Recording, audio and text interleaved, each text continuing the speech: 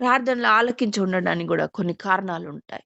యాకోబు పత్రిక 4 అధ్యాయం 3 వచనం. మీరు అడిగినను మీ భోగముల నిమిత్తము వినియోగించుటకు దురుద్దేశంతో అడుగుదురు గనక మీకేమియు దొరుకుటలేదు. చూసారా? అంటే చాలా సార్లు మనం అడిగే సంగతులు ఎట్లా ఉంటాయంటే, మన స్వలాభాపేక్ష కొరకే. మన యొక్క సుఖ సంతోషాల కొరకు. మనసులో దురుద్దేశం ఉంటది. బయటికి మాత్రము దేవుని పని అన్నట్టుంటది. అంటే దేవుడి పని జరగాల. అందరి ఆత్మలు రక్షించబడాలా. మా మందిరం నిండాలా. కొంతమందికి ఇంటర్నల్‌గా వాళ్ళ దురుద్దేశం ఏంటి?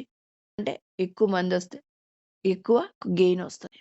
ఈ దృష్టితోనే పరిచర్య చేస్తా ఉంటారు. రావాలా? నేను ఇంత పెద్ద మందిరం కొట్టినానే. ఎట్లబ్బా అప్పులు తీరేది? ఇంగా ఎవరు రాలేదే? ఎప్పుడు అమౌంట్ ఒస్తది? నేను ఈ పెట్టుబడి ఇంత పెట్టినానే. ఈ తలంపే ఉంటది గానీ, అయ్యో! ఈ యొక్క గ్రామం నశించిపోతుందే. అయ్యో! పాపంలో కూరుకుపోయినారే వాళ్ళు విడిపించబడితే ఎంత బాగున్ను. ఆ ధ్యాస ఉండదనమాట. ఎప్పుడు వాళ్ళు సమకూర్చబడతారా? ఎప్పుడు నాకు గెయిన్ ఒస్తదా? ఈ తలంపుతో ఉంటారు.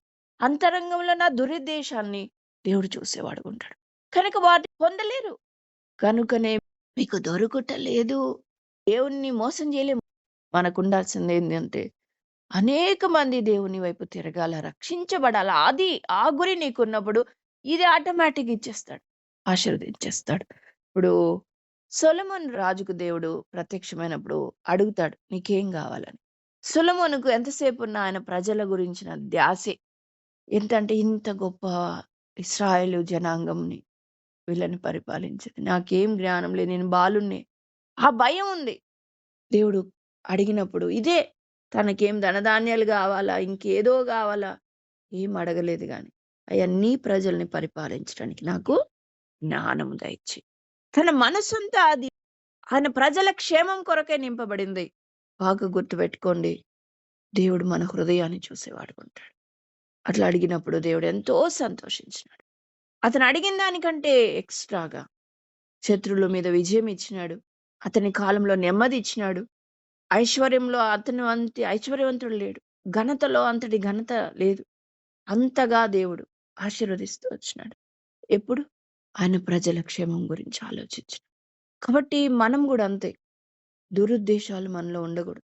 యథార్థంగా మనం నిజంగా ఆత్మల బారాల. వాళ్ళకి మేలు కలగాలి. అనేక మంది పాపాల నుంచి విడుదల పొందాలా. పేరు ప్రఖ్యాతులు గాదు మాకు గావాల్సిండేది. ఆయన కార్యము జరగడం ముఖ్యం అంతే. ఇలాగ అడిగినప్పుడు దేవుడు తప్పక అనుగ్రహిస్తాడు. నీలో ఆత్మల భారం ఉండాలా. నిజంగా ఇంటర్నల్‌గా ఆయన ప్రజల క్షేమం ఉండాలా. అదున్నప్పుడు ఏదైనా ఆశీర్వదిస్తాడు.